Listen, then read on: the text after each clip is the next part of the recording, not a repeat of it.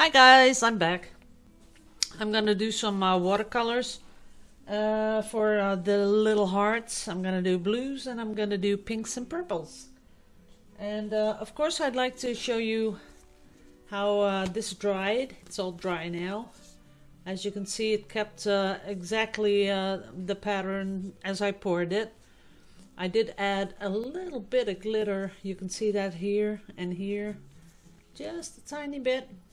But I have to let it cure just a little bit more before I can put a varnish layer on top.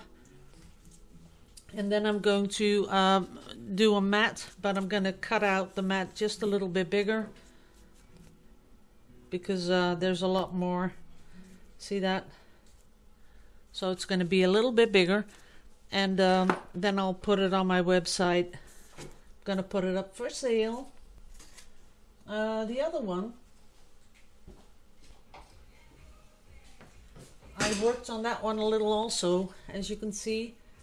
Just here in those little bits here I put the glitter in, not too much, but just, you know, so as when the resin's on top, that it gives that just a little bit of extra, you know, to pull your attention. And I'm just going to leave it like this, but it has to cure for another, I think, a week. A lot of people are talking about the back of the painting, that they think it's messy, but people, this is art. This is how you get a, see, this is all clean. If this is also dirty, maybe I would put something on it, but this is clean enough. You don't mind this because that is just to show that it's a real painting. The thing about acrylic paint is that, and some people don't realize this because I've heard a lot of people say, when it's dry, it's dry. Well, it's not dry when it's dry. The thing is that acrylic paint has to cure. So it'll be dry to the touch, but it's not cured yet. And if you put something on it, and it depends on what you put on it, you have the chance that it clouds over because the paint is still curing and there is some gases and stuff released. And if you have the wrong type of varnish, then you'll see some sort of a milky thing coming in your painting, and that's not good. If you put varnish on it or resin, you want it to be like glass, totally transparent, and that's what you want to go for.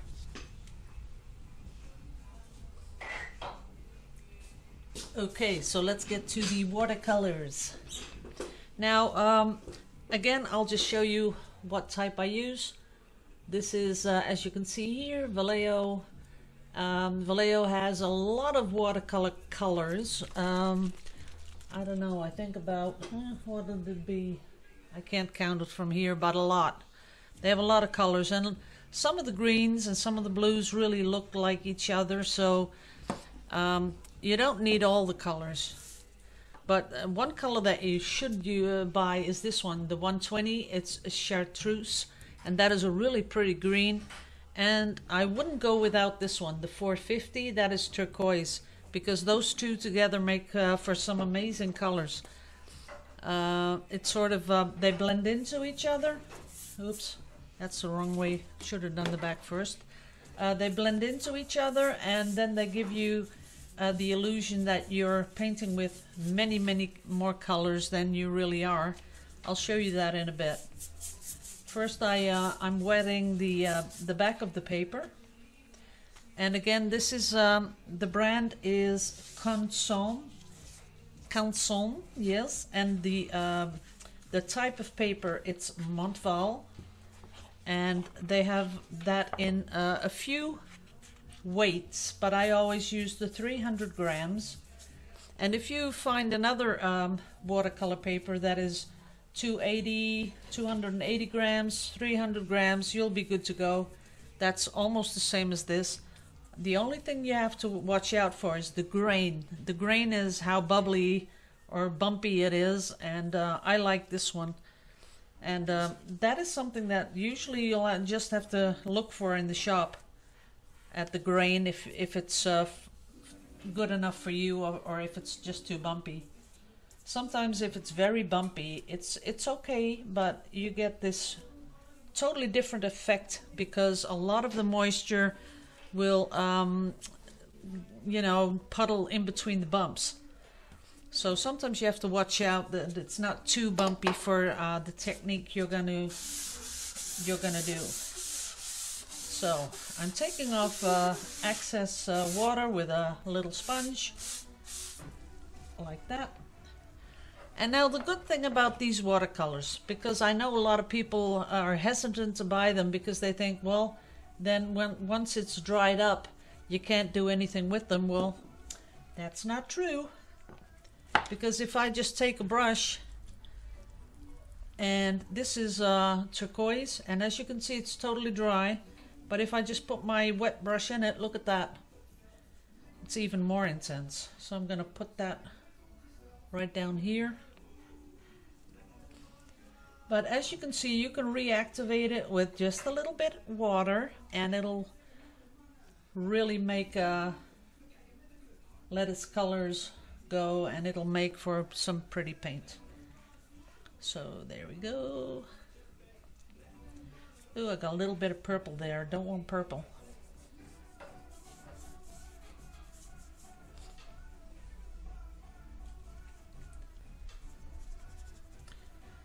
So this time I'm just going to, because I put the, this is where I cut out the hearts, I put the lines on the paper.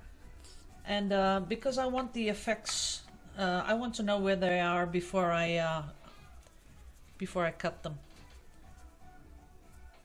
There we go. A little bit more on this one.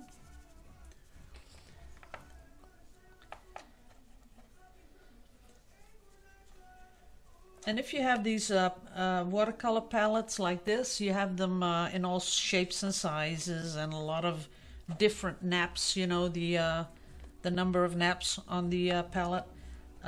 You can just put your colors in there, and then even if you walk away and let it dry, you can come back later and it'll work.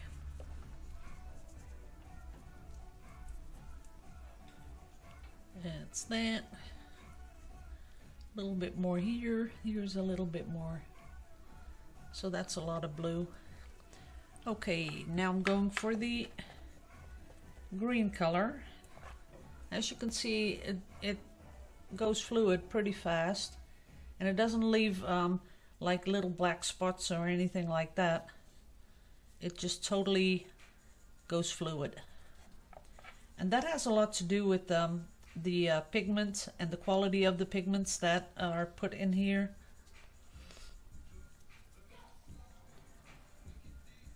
And I wouldn't say that if it wasn't like, you know, if I were to come across some problem with this paint, I would absolutely tell you guys, you know I would, because I think it's important to know what problems you could come across before you buy a lot of one or two brands of paint. So that's why I stepped off Royal Talons. After I really went to Winsor & Newton, I saw the difference.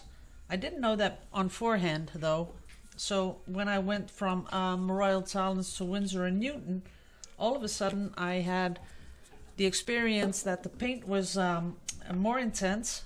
That was number one, and that I really like, because when we do the acrylic pouring, we want those colors to be very intense, and you want them to have a sort of consistency. I'm not sure if you know what I'm talking about, but it has to be, you know, when you mix it all up, it has to be smooth, and it shouldn't be bumpy. Some paints sort of get really bumpy, and I like it when the paint is, you know, so soft and smooth that it, when it runs off the stick, yeah, just like honey, you know, it's smooth and comes off in one little bit. And that really is something that I enjoy while mixing my paint, that I see that happen to the paint. That is something that I think is very important.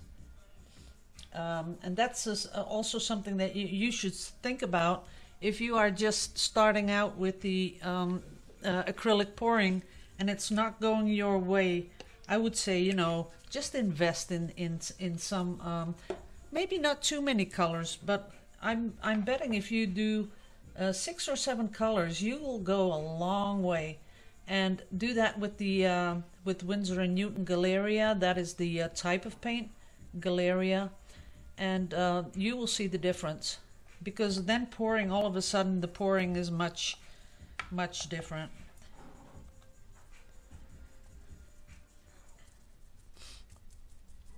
And I know a lot of people start doing this with really cheap paint, you know, acrylic pouring.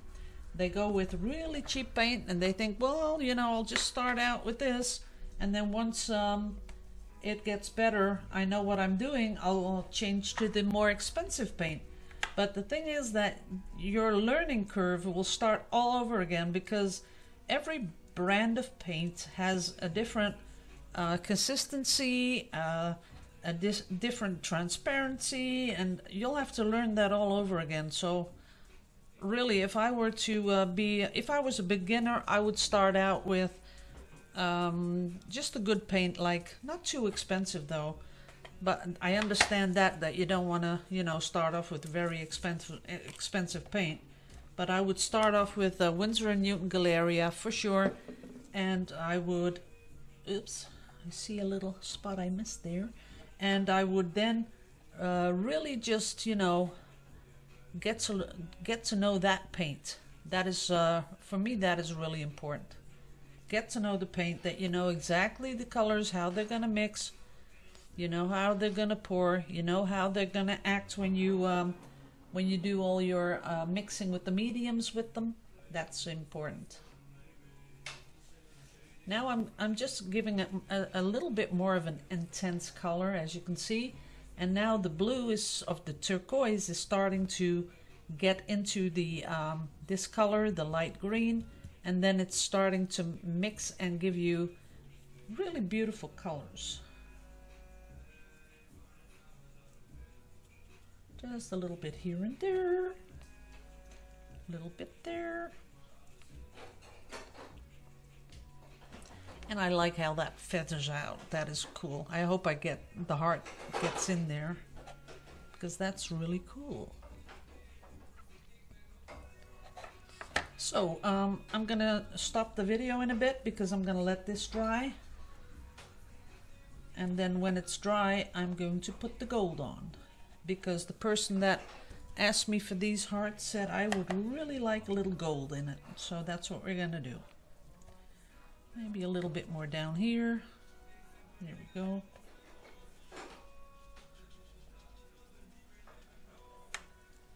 A little bit up here, just to get a little bit different tints. Okay. Be back in a minute. Okay, everything's dry, and it's not a couple of minutes, but it's been hours, because I've had dinner already. So, and if you're wondering what I had for dinner, it was fries out of the air fryer, not out of the fryer, because that's not, you know, as healthy.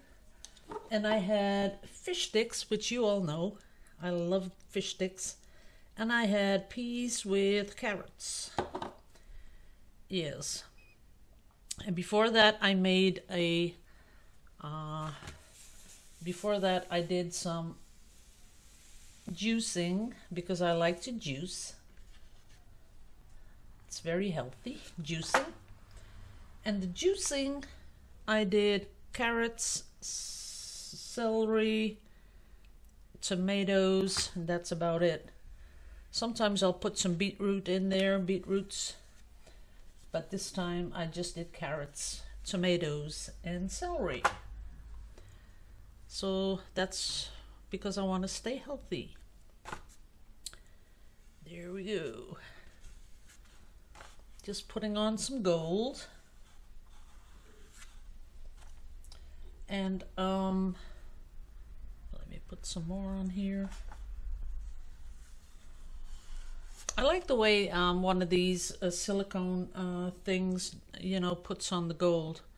It makes it really thin. You can go small and then broader like that, and it sort of I don't know, it's more artsy. There we go. And then when I cut out the hearts, I put them all on the table and I look and see if everything has a little bit of gold on it. Sometimes it doesn't, and I'll add just a little bit more, because then you can place them just a little bit better. So that's number one. So this one you saw me do.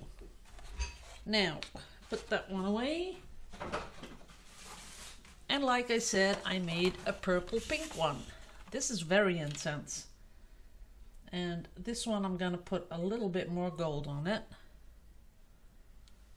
because I'm betting, oh yeah, that looks pretty. That's gonna be really pretty. I'll just save the video until I punch them all out, and then I'll show you what it looks like when I put all the hearts on the table. And then I'll upload the video. And of course I have to update the sponsor list so that everyone gets their name on the see what I have, that I didn't forget anyone, because I don't want to forget people. So that's that. And for the people that are still listening to this video, the news on the work front, the rumors are getting thicker. So I'm pretty sure that within 1 or 2 weeks we'll know what's going on at work, and we'll know if I still have a job in a couple of weeks, months, who knows. And if that is the way it goes, that's the way it goes. And like you Americans say, that's the way the cookie crumbles. So, well, we'll see. Now that's that one, and now I have another one. Putting that one away. Now I made a really intense one. Look at this. That is intense. And what I love about this is this bit here. I love that. I love that. I love this dark bit here. This is all turquoise blues and that really pretty intense green. And where the blue and the green meets each other, it turns into this, I don't know, really deep turquoise, I guess. And that makes it really interesting. So that's that. Putting on a little bit more gold. See, only I forgot to put the stripes on, so I don't know where the hearts exactly go. But like I said, I punched them out, and then if there's not enough gold on a heart, then I'll just add some more and let it dry, and then they are ready to ship. Now the whole thing about putting these on Etsy, I put a couple on Etsy. They were sold like within 5 minutes, but the really part that really burned my butt, and don't feel sorry for me, but it went like this. I put those hearts in an envelope. I put in some extra hearts because I think that's, you know, just nice to do. And it was 51 grams. And the postage here, if I send it worldwide, it goes 25 grams, you pay $1.45, 50 grams, you pay 2 times $1.45, and if you go to 75, you pay 3 times $1.45.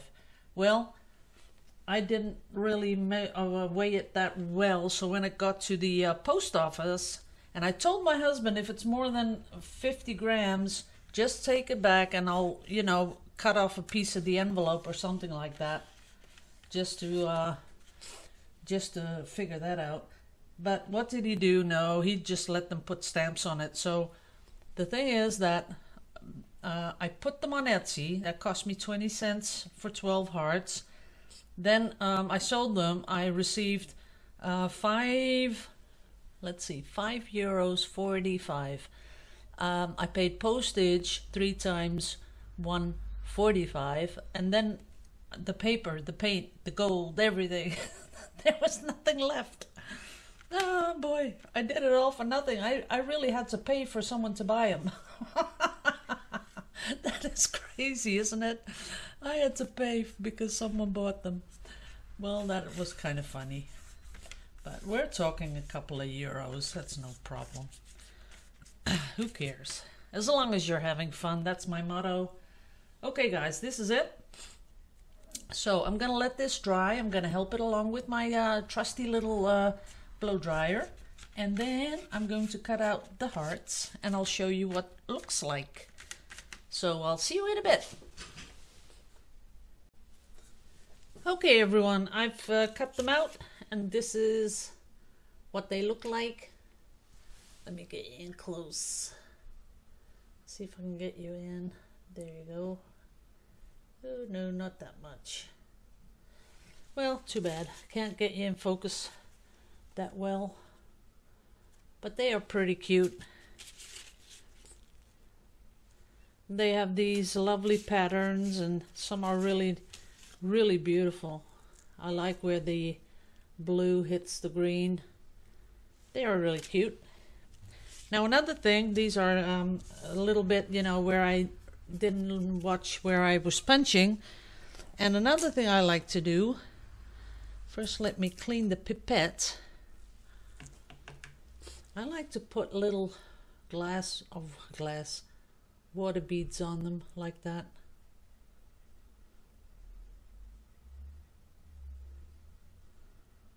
And it's really too bad that you can't see them from the side because that makes them really pretty. You can a little bit. Now if you let this just dry, you get a really fun effect. So I'm going to do that on this one. Put the little water beads on. Oops, that's not enough. There you go. That's really pretty. I gotta watch out that I don't spill on these because these are ready. But I'll show you them tomorrow. The effects that creates. Okay guys, I'm gonna sign off right now. Thanks all for watching. And I will see you tomorrow, which will be Saturday. And I am going to do another acrylic pour because I want to get this like in my system that I can do this every single time. And as I've showed you last weekend, it has a lot to do about the consistency. So you have to make it really thin, borderline too thin.